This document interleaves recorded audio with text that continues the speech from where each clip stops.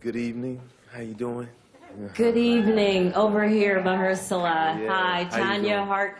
Congratulations. Thank you, Tanya. Wow. I guess we should have known that Moonlight was going to be the best picture when you walked away with the first Oscar of the evening.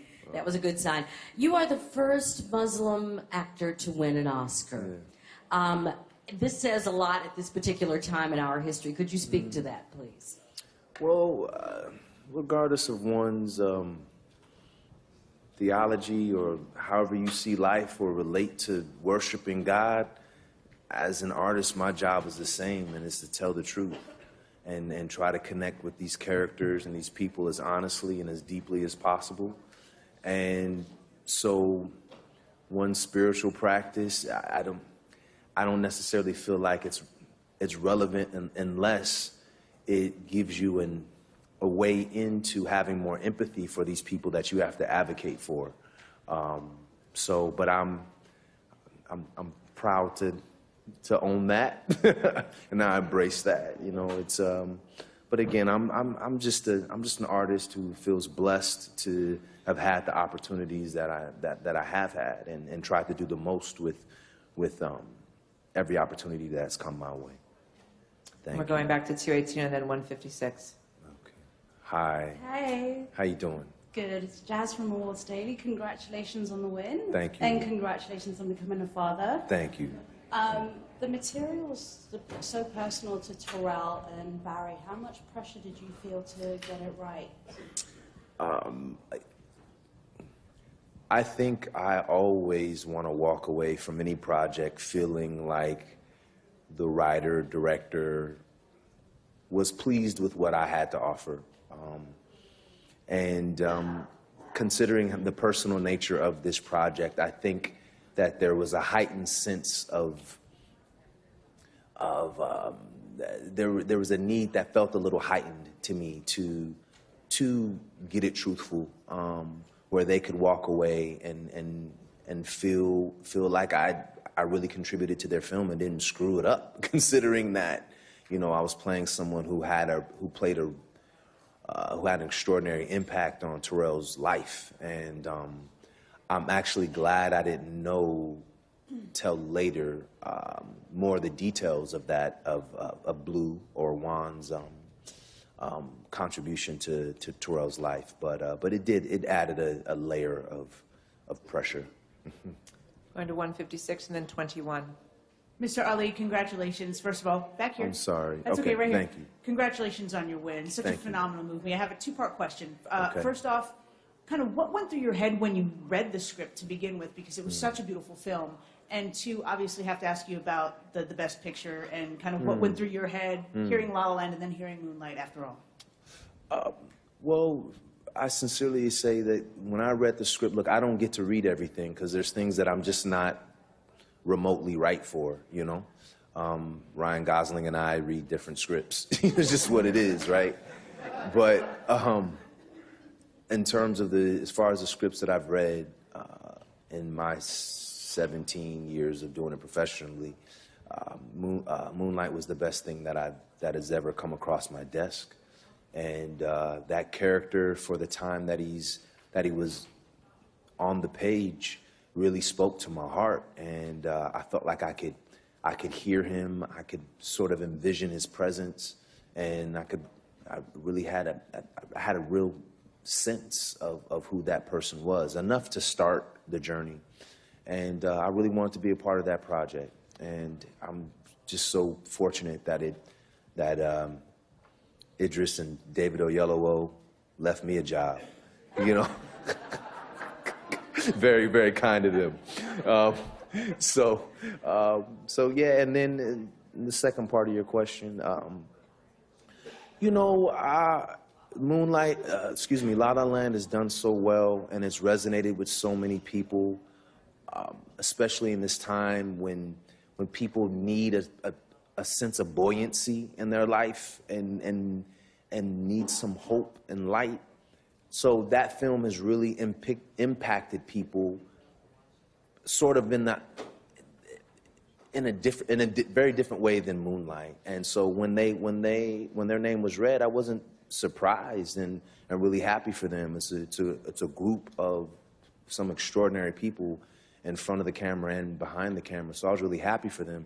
And then when I did see security or people coming out on stage and their moment was being disrupted in some way, I got really worried. And then when they said, you know, Moonlight was, Jordan Horwitz said, Moonlight, you guys have won, it just threw me a bit, because it threw me more than a bit, but, you know, I didn't want to go up there and take anything from somebody, you know, and it's very hard to feel joy in a moment like that, you know, but because somebody else just in front of them, so, but I feel very fortunate for all of us to have walked away with the Best Picture award. It's pretty remarkable. We're going to 21 and then 173. Hi, Chris Kaltenbach from the Baltimore Sun. All right.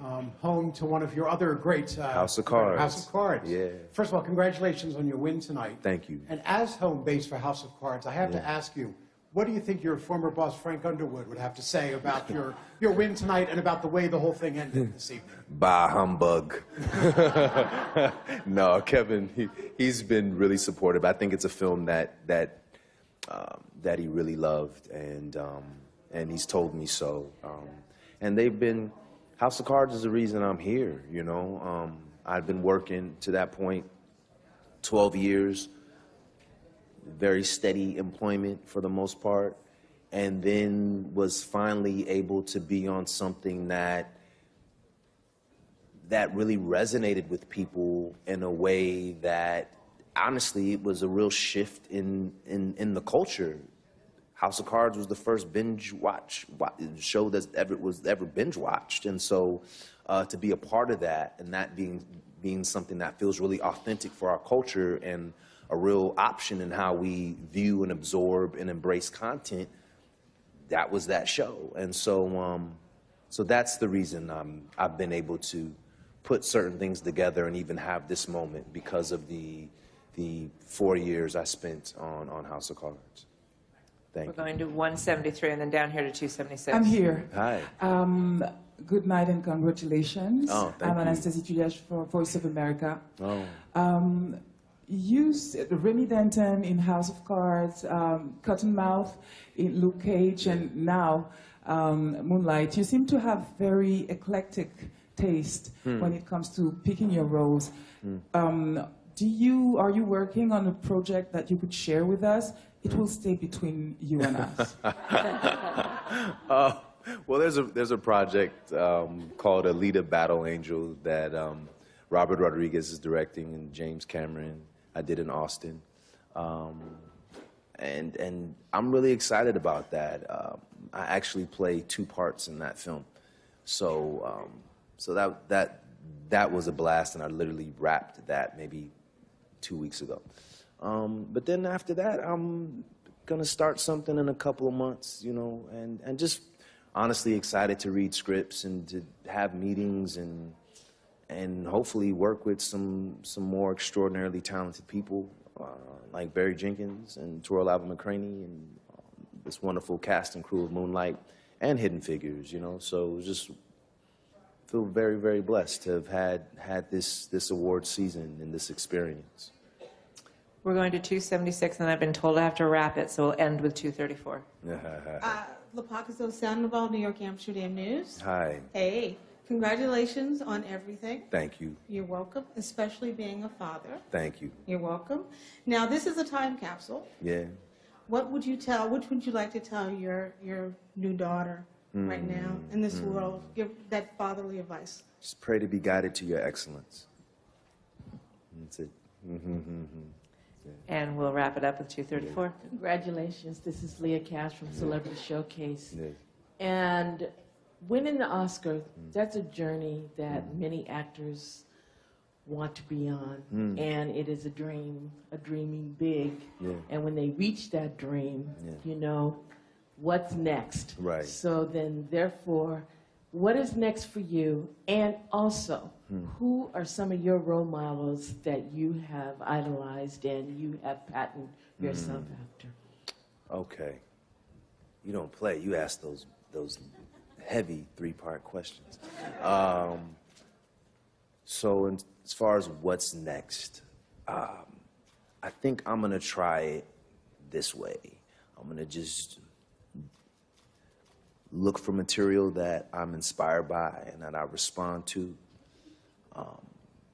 and just try to do my best work, you know, and keep it about the work, working with great directors and writers and other extraordinarily talented actors, because, you know, you want to be around people who are better than you and who can lift you up, where you have to raise your game, and I want to be inspired and just improve and do work that makes me uncomfortable, that scares me, because anytime you get into the unknown, you get into that fearful space, that's when you're in new territory and you have the greatest opportunity to grow and improve as a talent or as an actor, an artist, and as a human being.